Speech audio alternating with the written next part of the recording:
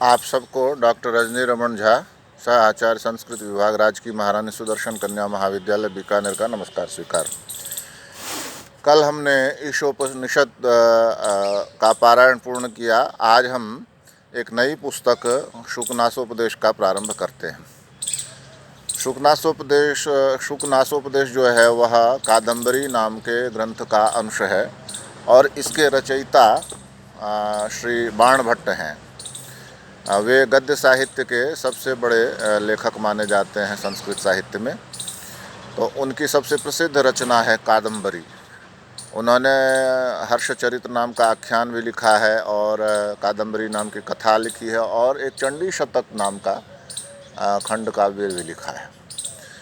तो उसी का जो एक हिस्सा है यह शुकनासोपदेश। इसमें क्या होता है कि एक तारापीड नाम का राजा है जो अपने पुत्र चंद्रापीड को युवराज बनाना चाहते हैं और इसको युवराज बनाने के लिए जो अनुष्ठान होता है उसको कहते हैं यौवराज्याभिषेक। तो यौवराज्याभिषेक के लिए वे अपने भृत्यों को जो आवश्यक सामग्री जुटाने के लिए आदेश देते हैं और अगले दिन उसका चंद्रापीड का यौवराज्याभिषेक होने वाला है। तो उस दिन वह चंद्रापीड जो है वह शुकनास मंत्री है। किनका? उस तारापीड का। तो मंत्री शुकनास के पास वो जाते हैं चंद्रापीड, और मंत्री शुकनास वृद्ध है और वह उपदेश देता है किसको? चंद्रापीड को देते हैं, उपदेश देते हैं कि किस तरह से राजा का व्यवहार होना चाहिए, लक्ष्मी कैसी होती है, युवा कैसे होते हैं, राजा को कैसा सावधान रहना चाहिए, क्या क्या करना चाहिए, ये सब जो उपदेश देते हैं वे उसी गुरु कौन होते हैं, गुरु के क्या कर्तव्य हैं, गुरु के प्रति हमारी क्या श्रद्धा होनी चाहिए। तो ये सब जो वे उपदेश देते हैं इसी को रखा गया है किसमें? शुकनासोपदेश में। इसीलिए इसका नाम है शुकनास उपदेश। शुकनासेन दत्तः उपदेश। शुकनास के द्वारा दिया गया उपदेश किसको? चंद्रापीड को के लिए दिया गया उपदेश। तो इसलिए इस ग्रंथ का नाम है शुकनासोपदेश। मूलतः यह कादम्बरी नाम के ग्रंथ का अंश है। कादम्बरी चूँकि उसमें नायिका है जिसका नाम कादम्बरी है, मेघमाला को कादम्बरी कहते हैं, तो उसमें नायिका का नाम कादम्बरी है, तो उस के नाम पर ही उस पुस्तक का नाम कादम्बरी रखा गया।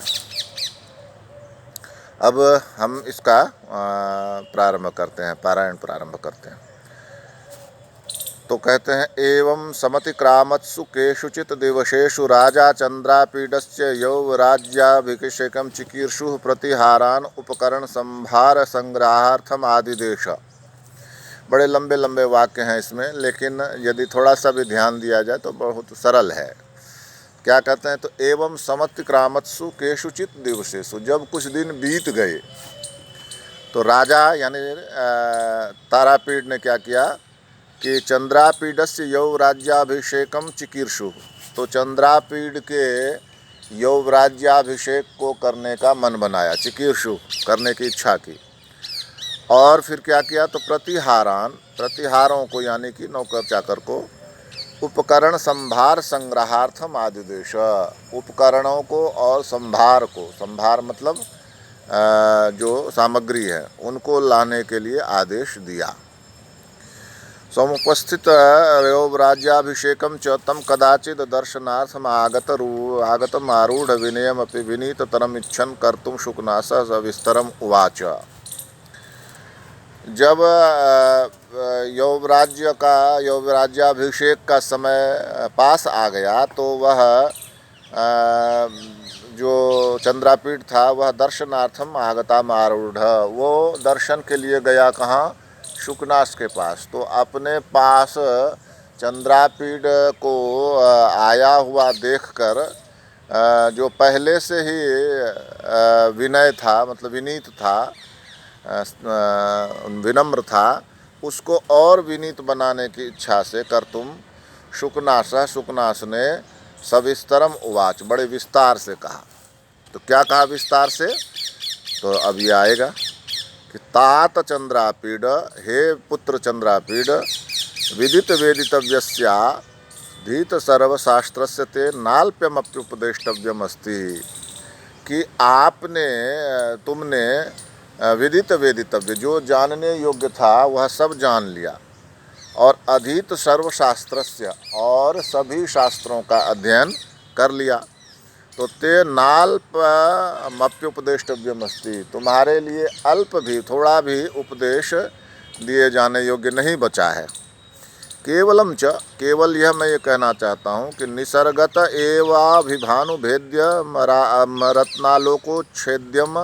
रत्नालोको छेद्यम अप्रदीप प्रभापनेयम अतिगहनम तमो यौवन प्रभवम। मैं तो तुमको ये कहना चाहता हूँ, छोटी छोटी बातें, वो यह है कि जो यौवन प्रभवम, यौवन का जब प्रारंभ होता है तो वो कैसा हो जाता है, तो स्वभाव से ही अभानुभेद्यम रत्नालोकम, जो सूर्य का प्रकाश भी उसको उस अंधकार को जैसे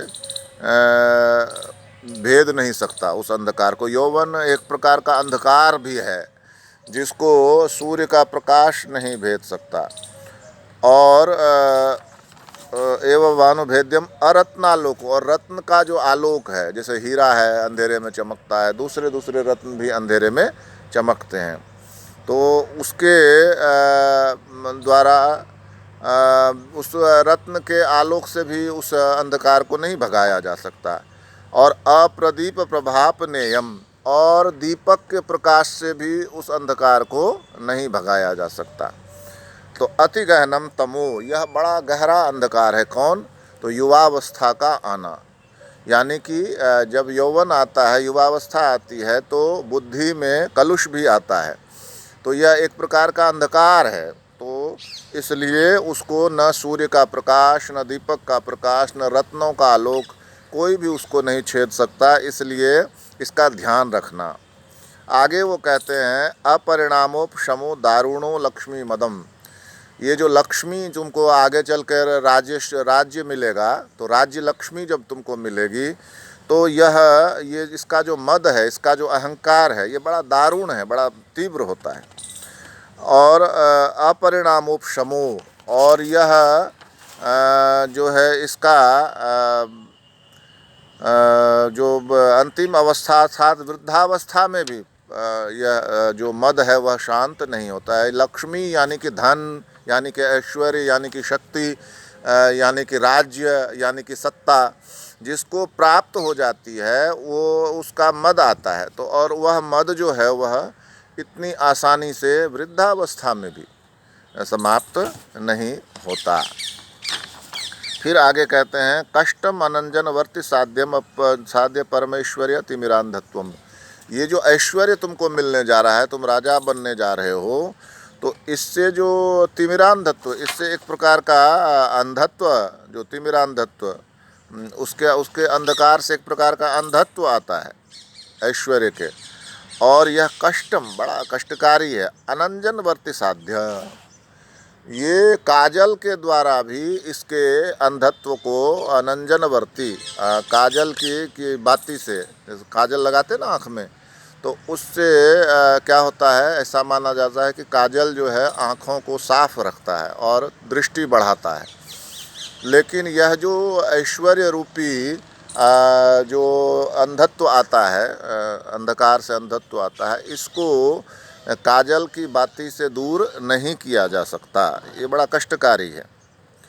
अशीर्षिरोपचार्य हार्यो अति तीव्रो दर्प दाह ज्वरोष्मा, कि जो ये फिर रात में राज्य मिलेगा तो तुम्हारे अंदर जो घमंड आएगा, तो ये जो घमंड है ये एक प्रकार का ज्वर है, बुखार है, और ये बड़ी इतनी तेज़ गर्मी पैदा करता है, अति तीव्र अत्यंत तेज़ गर्मी पैदा करता है कि अशिशिरोपचार हारियो, किसी प्रकार से ठंडा करने की कोशिश करोगे इस ऐश्वर्य रूपी घमंड की गर्मी को, तो यह नहीं होगा। तो ये ध्यान रखना।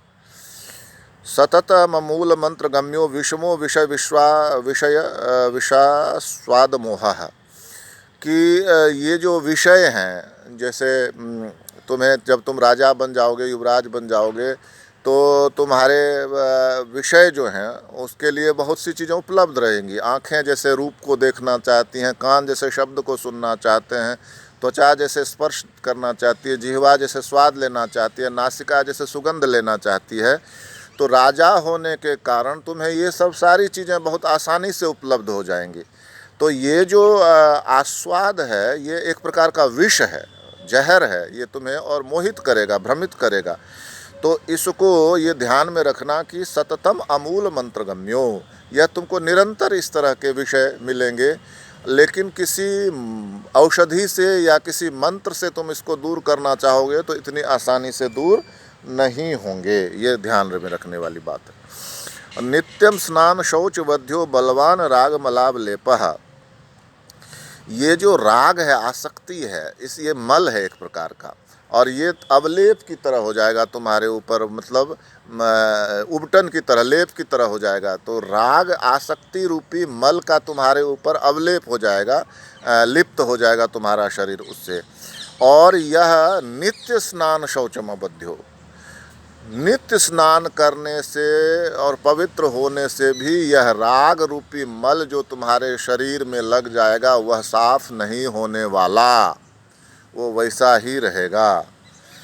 फिर तो कहते हैं अजस्रम क्षपावसान प्रबोधा घोरा च सुख राज्य सुख सन्निपात निद्रा भवती विस्तरेणाभिधीयसे। और विस्तार से मैं तुम्हें एक बात और कह रहा हूँ पुत्र चंद्रापीड, और वह यह है कि यह जो राज्य के सुख के सन्निपात से, उसके हमले से जो निद्रा आती है, राज्य के सुख के संसर्ग से जो निद्रा आती है, वह अजस्र क्षपावसान प्रबोधा, वो अजस्र क्षपावसान प्रबोधा, वो निरंतर रात्रि के, वो अजस्र होती है, मतलब कभी समाप्त नहीं होती है। और रात्रि के बीत जाने से जो प्रबोध होता है, हम जाग जाते हैं ना सुबह, ऐसा नहीं है ये रात्रि के बीत जाने से जब हम जाग जाते हैं तो फिर अपने कर्तव्यों में लग जाते हैं, लेकिन राज्य के सुख के संसर्ग से आई हुई जो निद्रा है वह अजस्र है, लगातार है, मतलब उसमें जाग नहीं सकते, यानी उसमें उस निद्रा को अनुभव करते हैं। निद्रा का होना क्या है? निद्रा को हमारे ग्रंथों में तामसिक माना गया, तामस, यानी कि उसमें सोचने विचारने की शक्ति समाप्त हो जाती है। निद्रा में हम कुछ सोच विचार सकते हैं? नहीं सकते ना। तो इसलिए कहा कि जब हम सोते रहते हैं तो सुख सन्निपात निद्रा भवती, ये निद्रा जो राज्य के सुख के संसर्ग से उत्पन्न होती है वह लगातार बनी रहती है, और उसमें रात्रि के बीत जाने पर जो जागरण होता है वह इसमें नहीं होता, उसमें तो जागरण है ही नहीं।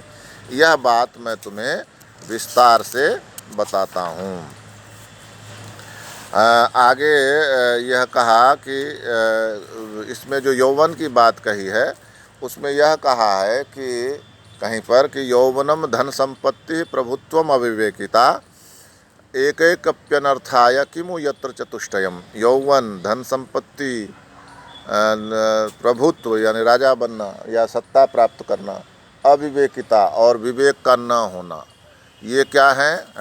एकैकप्यमनर्थाय, एक एक भी इसमें से अनर्थ का कारण है। किमु यत्र चतुष्टयम, और जब चारों हो जाए तो कहना ही क्या है। एक एक भी इसमें अनर्थ का कारण है, जब चारों हो जाए तो कहना ही क्या, यानी कि तब तो बहुत ही बड़ा अनर्थ होगा। तो यह इन्होंने शुकनासोपदेश में मंत्री शुकनास ने उपदेश दिया किसको? चंद्रापीड को। कब दिया? जबकि उसका यौवराज्याभिषेक होना था, यौवराज्याभिषेक का समय पास आ गया था, तो वह मंत्री शुकनास के पास दर्शन के लिए गया। तो मंत्री शुकनास ने उसको दर्शन के लिए पास आया हुआ देखकर जो कुछ महत्वपूर्ण बातें कहीं उसका आज हमने प्रारंभ कर दिया है। और शेष जो है हम इसको शीघ्र ही पूरा करेंगे। तो आज इतना ही, धन्यवाद।